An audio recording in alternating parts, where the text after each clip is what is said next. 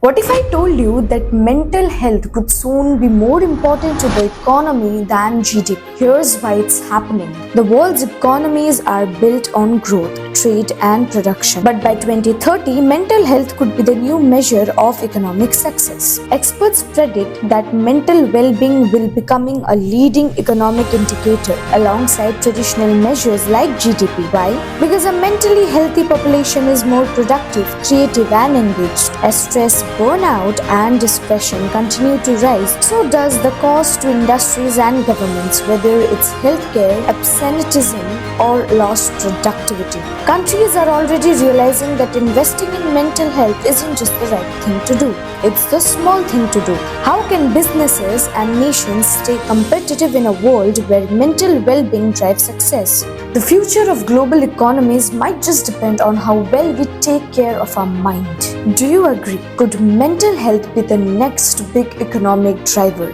Drop your comments below. Follow Anirudh. Calling Allah Yahweh Shem Ashab Shem Kakadash, the honors to the apostles and the elders, great millstone, peace, citations, hopeful elect, shalom.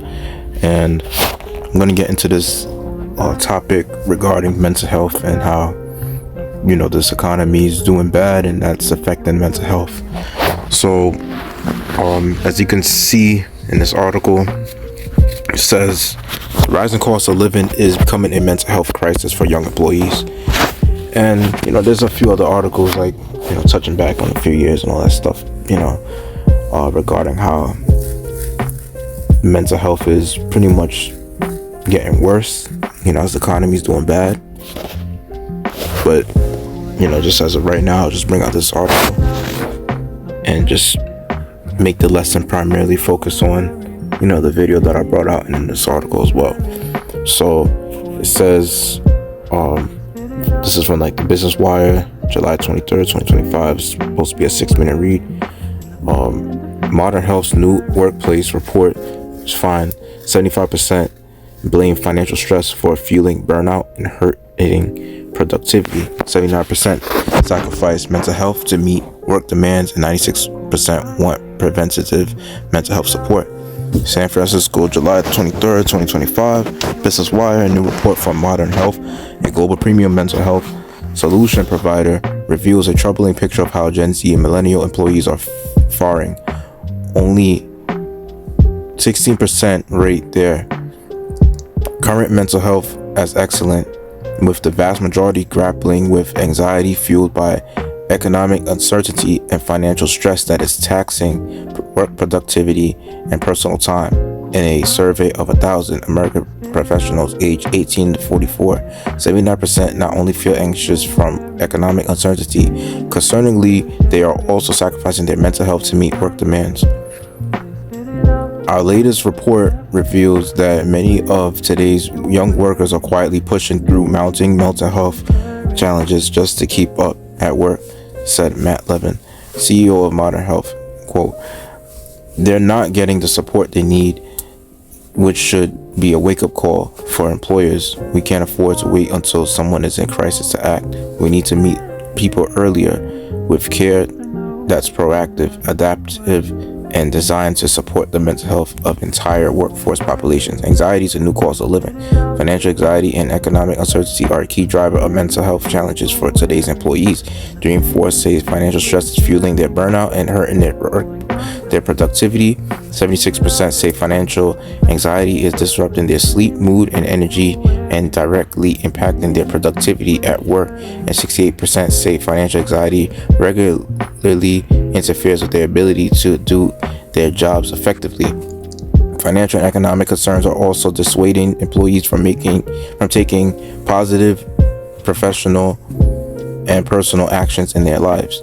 A resounding 74% of employees say they've delayed taking time off work due to financial concerns, while more than half, 55%, have postponed seeking mental health care for the same reason. Even more concerning, 69% say they're staying in toxic job environments or avoiding necessary career changes due to economic fears, repercussions, or of hustle culture.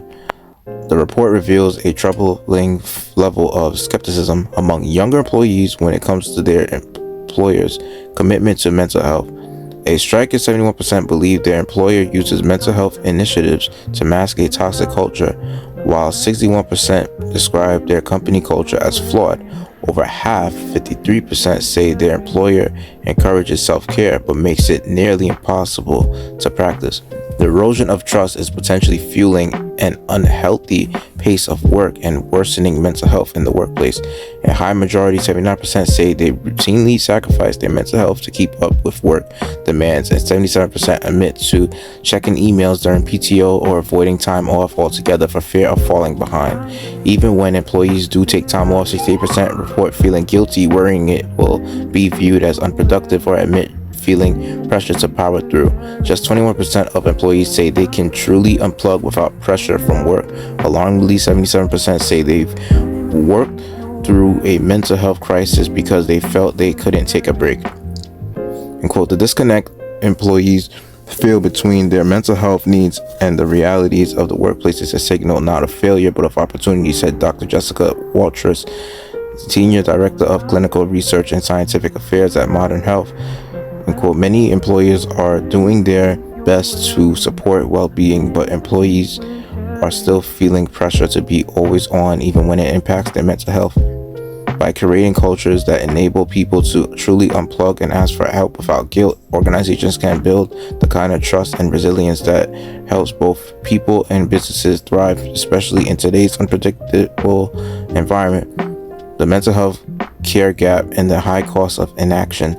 One of the most urgent challenges in workplace mental health today is the gap between when employees need support and when they actually receive it. The desire for early access to resources before one is in crisis is widespread, with a staggering 96% wanting access to preventative mental health support as a workplace benefit, and 94% stating that they believe it will make a positive difference in their work lives. Spotlighting the growing care gap, 58% of employees admit they've waited until symptoms became unmanageable before getting help. The incentive for employers to close this gap is clear. Employees overwhelmingly believe access to preventative support would make a meaningful difference. 52% say they would feel more positive about their company. 51% say it would boost their productivity, and 49% believe it would help them avoid burnout altogether. And it's not just employees. 99% of Gen Z and millennial managers agree that workforce mental health programs positively impact overall business goals, with almost half, 49%, stating they directly influence business performance and results. For companies that fail to meet these needs, the stakes are high. More than half, 52% of respondents say they've considered quitting their jobs to protect their mental health, a clear signal that action is no longer optional. Worrying 1 in 7 young workers are actively searching for a new job for this very season. It's not surprising to hear that younger employees want mental health support before they're in a crisis. It's something we see every day, said Alison Borland, Modern Health's Chief People and Strategy Officer. For many, caring for their mental health is part of how they stay balanced and show up at work and in life, and they expect their employer to support that. Mental health can't just be treated as a problem to fix after it escalates. It needs to be a strategic priority, which means offering proactive, personalized support that evolves with people's needs. At Modern Health, we call this adaptive care, and it's not only the right thing to do for employees, it's a proven way to retain top talent and reduce healthcare costs. And yeah, pretty much I'll just end it right there, because that's pretty much the most important parts of the article. So without further ado, I'll bring out some scriptures. The Lord will make this lesson edifying. And this is Proverbs chapter 29 verse 2. It says, when the righteous are in authority, the people rejoice, but when the wicked bear rule, the people mourn. And that's what people are pretty much doing. They're mourning. We have a lot of people that pretty much usually identify themselves with having a job, and a lot of times they can't really find much peace in that because they have to sacrifice their mental health just to keep their jobs. It gets to the point where the jobs care more about meeting their quotas, getting the work done more than they care about their employees. And you'll see how supervisors and managers treat their employees like shit sometimes, especially if it's, jobs that are pretty much considered dead end, like, jobs like, what they call those, warehouse jobs, security, jobs that people would usually do if, let's say, they didn't go to trade school and pick up on a trade, or if they didn't go to college or so. And even if they did go to college and got a degree, and especially something that has a low entry, for that particular career, which, let's say, the career that they've got a degree in expects you to have a master's degree, or even worse, they expect you to have 3 to 5 years of experience as entry level, which, you question how the fuck you're going to get the experience if you got the degree, and no company wants to pretty much take you in and give you a chance. You know what I mean? So it's like they having all these high expectations and high, requirements, so now, you're just left with the only option to pretty much get a job in something that, a person who had a high school diploma, has taken up. And, for that matter, like, you find yourself in that situation, and then you got to deal with, people that you didn't even really expect to deal with after you have finished, college or whatever the case is. But, or even if you didn't go, you still in those type of jobs, having to deal with all type of people. And then, there's even jobs like working in the shelter, which is pretty much what I do. You got to deal with, people who are pretty much considered as, clients that receive the services that are residents in the shelter, right? And they may have all type of mental health issues. They feel like they're entitled. Sometimes these clients could be migrants too, or even just American citizens. And a lot of times you come across, some ungrateful ass people that live in those, that live in those shelters, right? And then at the same time, it's like you gotta, let's say if you happen to be like an office worker, like a case manager, someone who directly deals with the clients in the office, you gotta put up with their nonsense. You gotta help them with, receiving services or whatever. And you gotta go to court with them as a case manager, back and forth, And sometimes when their HRA benefits is, not working, and they gotta go to court to receive it back, and, they gotta also, go back and forth with the courts to, deal with, let's say, ACS situations. They end up taking their attitude and taking their anger out on you sometimes, and you just gotta know how not to take it personal. And that's emotionally taxing itself, doing a job like that. And then at the same time, they're not really even paying you much to deal with all that nonsense, because you got bills on top of your head. You gotta worry about, having a place to live because rents are going up. The rise in cost of living is it's outrageous. You got people who didn't have a problem, with any type of mental health issues that, somehow are developing mental health issues, dealing with people, at work sometimes, that you have to deal with people's problems. And then at the same time, you develop your own problems because the cost of living is just outrageous, right? And then, naturally everybody has problems in a way. And these problems are increasing and worsening as the economy is doing bad. Because, you got it to where, let's say you take public transportation, right? You got to deal with, people in the public transportation, homeless people. Maybe sometimes you come across all type of crazy ass people in there. And then if you drive on a road, which is better than taking the bus and the train. You gotta deal with all type of crazy ass people on the road, and it's just a whole bunch of shit that you gotta deal with. That's why Micah chapter 2 verse 10, it says, "Arise ye and depart, for this is not your rest, because it is polluted.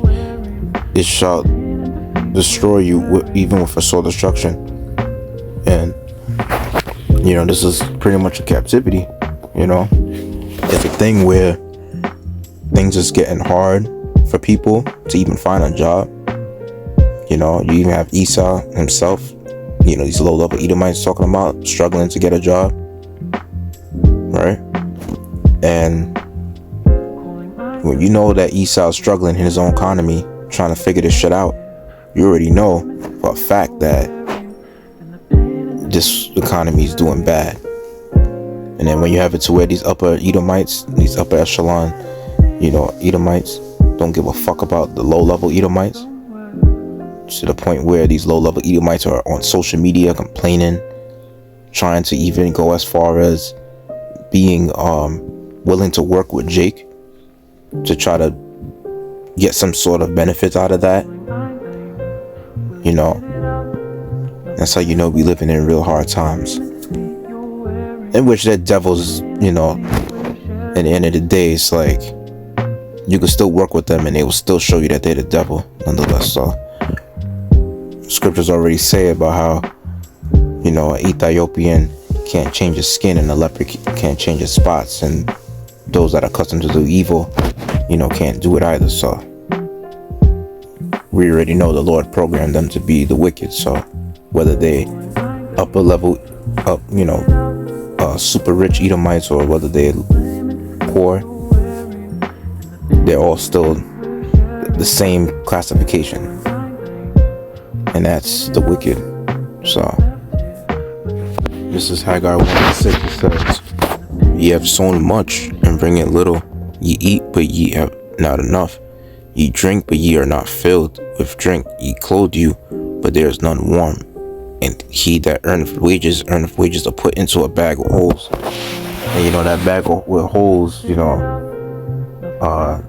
that represents, like, of course, because of course a bag is something you retain your items in. So the holes is going to make you, drop some of those items. Of course, it makes the bag weak. And, the holes will represent, like, of course, the payments that we all subject to paying, which is bills, liabilities. You got certain expenses that, you make depending on, what you pretty much want. And it's like people are paying more for what they need than actually what they want, because nowadays it's like you need to keep certain, let's say, to keep the lights on, you gotta pay a light bill and all that shit. And to use a stove, you gotta pay that gas. And when they shut that off, you can't really do shit with that, So yeah, you gotta pretty much pay your insurance, especially to drive. And bring out this last precept. It says, this is Ecclesiastes chapter 7 verse 2. It says, "It is better to go to the house of mourning than to go to the house of feasting, for that is the end of all men, and the living will lay it to his heart." Right? Those that have this truth, we gotta lay this to our hearts. For the most part, it's like you see there's news articles out there, going into depth about how mental health is increasing. They claim that the World Health Organization claims that over 1 billion people are suffering with mental health. And it should be more than that, to be honest, because, you got it to where the unemployment is pretty much increasing. And then cost of living everywhere is going up. And there's not an amount of jobs that's available as it used to be. People are underemployed, meaning that they have to take a job after they graduated college just to pay the bills, and it's pretty much they're overqualified for that job, right? And a lot of times they gotta deal with an exorbitant amount of stress from employees that are considered as assholes, and even customers as well, for being in that particular work environment. You see? And it could be people, like I said, that don't have no prior history of mental health issues, but that's pretty much, let's say, because you have doctors that diagnose you with all this type of mental issues and all that shit, and sometimes people never had those previous diagnoses before, but somehow they've developed it because of all the shit they gotta deal with. And the thing is that they're not used to it, so people may just eventually lash out and just crash out and and do something that they never thought they would have thought about doing. And this is verse 3. It says, sorrow is better than laughter, for by the sadness of the countenance the heart is made better. The heart of the wise is in the house of mourning, but the heart of fools is in the house of mirth. Right, and that's why scriptures say, how when it's coming to this truth, scriptures say that how the Lord's yoke is easy and his burden is light. What makes his yoke easy to carry and his burden light is, of course, you serving him. He's gonna try you a little bit, he's gonna put you through it a little, but at the same time, it's like, he's gonna eventually take you out of it, and gonna look out for you and all that good stuff. But these people in this world, it's like they're through. This world is their hope, and you see this world is going down, right? And they're gonna do anything to make sure this world go back to how they claim it was so great. Got people really hoping that America could be great again, and that's just a trap for Esau to just fucking give them the microchip and eventually get their asses destroyed in the end. And I don't think people really understand in this world, which, of course, it's the Most High that chooses their destination, because he's the one that's blinding these people. Since they got their hopes in the world, it's like they're through, because you see, got it to where AI is also taking so many jobs away too, and they're requiring you to have all these outstanding qualifications and outstanding requirements just to get an entry-level job. And there's memes going around about how they expect you to have a degree, and then the pay is like shitty pay that you can hardly survive off of.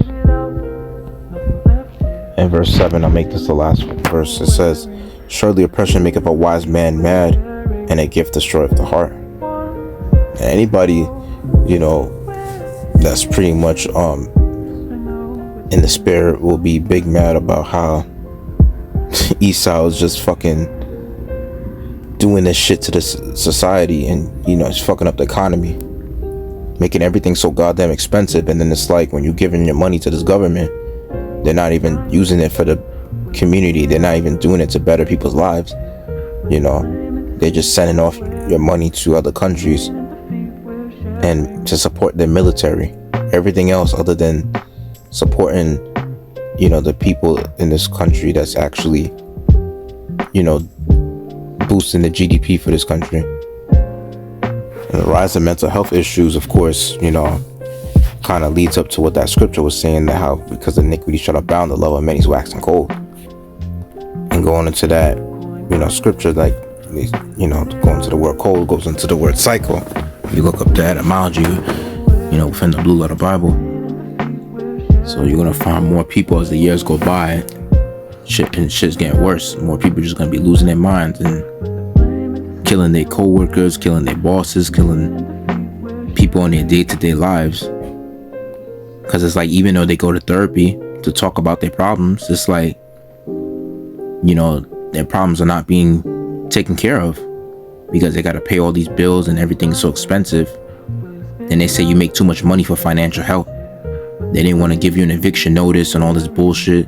Then you got a home, you down on a mortgage payment, you backed up on certain payments. They want to fucking, think about giving you a foreclosure from the banks. And then they want to also think about, taking your car, booting and towing and shit. Yeah, all that shit too. So it's really tough out here. I don't know how much hopes you could have in a country like this that's putting their citizens through this bullshit. So yeah, your best hopes to have is in Yahweh Shai and keeping it there and staying prayed up to hope that you could be called to be elected in this thing. So yeah, without further ado, I'd like to say, call on Allah, Yahweh, Bashim, Yashai, Bashim, Kakadash, the honor to the apostles and the elders, great millstone, peace, citation, hope for elect, Shalom.